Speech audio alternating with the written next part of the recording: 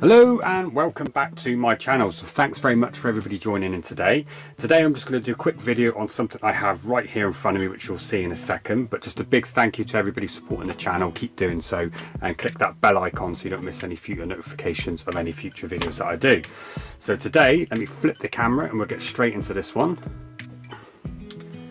Okay, so these are the, sorry about the shaking.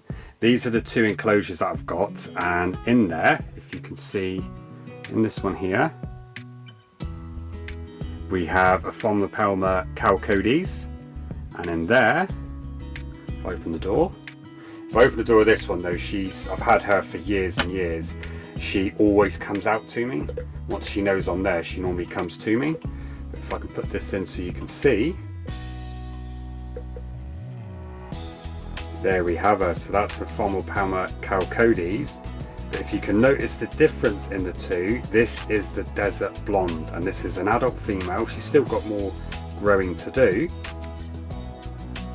And if you look at this one, this is one I got from Al from Al's Arachnids. And this is Aphonopelma Chalcodes, but this is the New River Rust.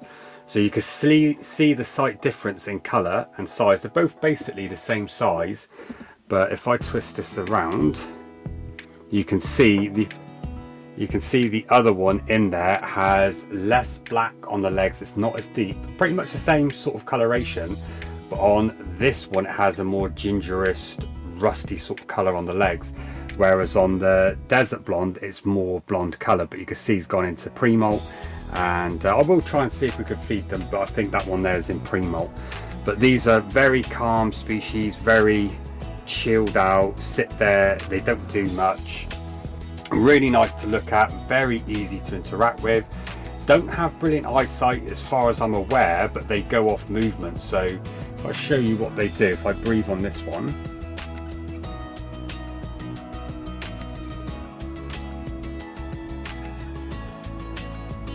no response whatsoever. If I breathe on this one, if I can get in there, I don't know if you can see now because I'm off angle, but there we go, I'm right in front of her. If I breathe, okay, neither of them are doing it. She normally always comes to me once I start breathing and she knows I'm there. She comes to me and comes out of the actual enclosure, but she hasn't done so for a couple of months. But I'm going to try and see if I can feed, see what happens. Oh, see if she'll take.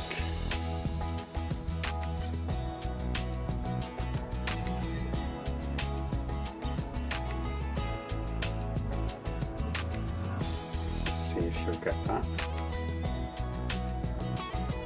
She's in pre-molt, so she normally does take up into it.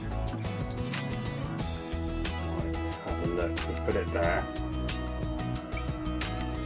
I mean, what a shot. I mean, look at the coloration on them. These are very easy to handle. I try and not handle them as much as I can, but this specimen you see on the screen, she normally does come out, walks on me.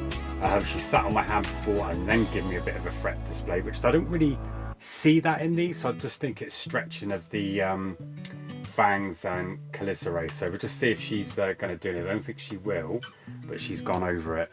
Oh, and now the other one started moving, so let's see if I can put some food in with that one.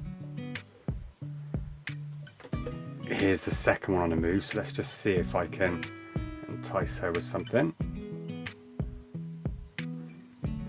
Ooh, she's aware. Both of them are just... Oh, quick, go back to the other one.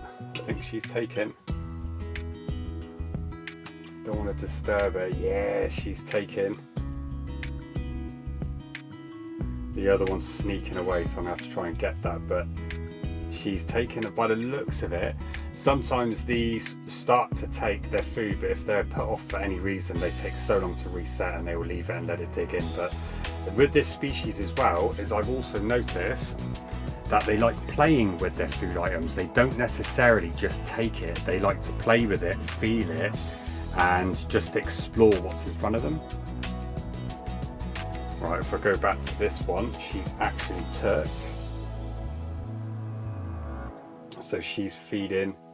Oh no, I think she's dropped it. They're quite clumsy. Let's go back here and see if I can show you what I mean.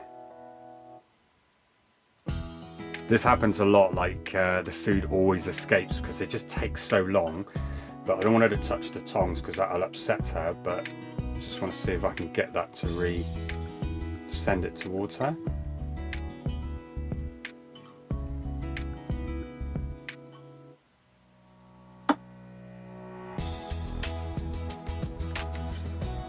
But you can see the coloration, they are absolutely stunning. And whether you can see the other one or not in there, but she's definitely feeding now. She's got it underneath her, that you can see it there, so she's feeding, so we'll leave her be the size of the abdomen. And she's a little bit of a hair kicker when there's no one around, she just kicks hair for no apparent reason. But this one's going to just let it go again. You can even do this with these.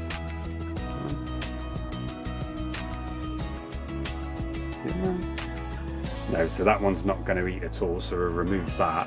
But you can see the coloration straight away. I mean, this one's almost prettier, but that's because this bigger one here is just absolutely massive with the abdomen, and it is more blonde. It's a desert blonde, but it does have those gorgeous colorations. But unfortunately, you're not going to be able to see it while she's in this pre-molt. They take ages as well. You can see with the abdomen, you can see the bald patch at the back, and that's the sign that she is getting ready to go in, but they take months and months and months. See, I'm still breathing here, and I'm breathing on the other one, so look. Where do you think you're going? Come on, look at that, that's a thumbnail. Oh, where's she going? They just always come out, they're so docile. Come on, in you go, back in. I don't want you out today. Get you back in, I was just going to give you a little bit of water. There you go, good girl. But this is one I've got from Al's Arachnids. You can tell he's looked after this one so well. The condition of this is unbelievable. Not even one hair kicked, and you can see that they're very docile. They'll come straight out. You can handle them super quick, super easy. But what I found with the other one is if I handle it, she kicks hairs on the hand, but she's come out to me and she's come out to come on my hand. They're very, very curious. Absolutely the most curious tarantula I think we have. They're definitely a good one to have in the hobby. Let me just clear that up. Ooh, an old food item. But there you have it, Aphonopelma Chalcodes. They've been separated via the water or location, and they've started to change colour due to their environment or what they're feeding on. But technically they are the same species, that are right next to each other. And you can see my other one is actually bigger than this one. This one's just hairier, but beautiful species. My one here will let me get right up close to her face to the point I can even touch her and she won't freak out. How cool is that?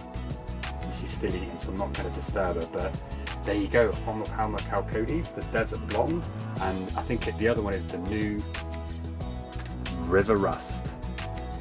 Got to get these in your collection if you have. If you see them, snap them up. They are so easy to look after. They are very slow growing at first, but as they get bigger, they're such good characters, and they are gentle giants. Like everyone said, the Grammostola Pultra is a gentle giant. They are, but I've got a specimen I wouldn't even dare handle. But both of these are just so chilled, it is unbelievable. So there you go. So thanks very much for watching, and I'll see you on the next video.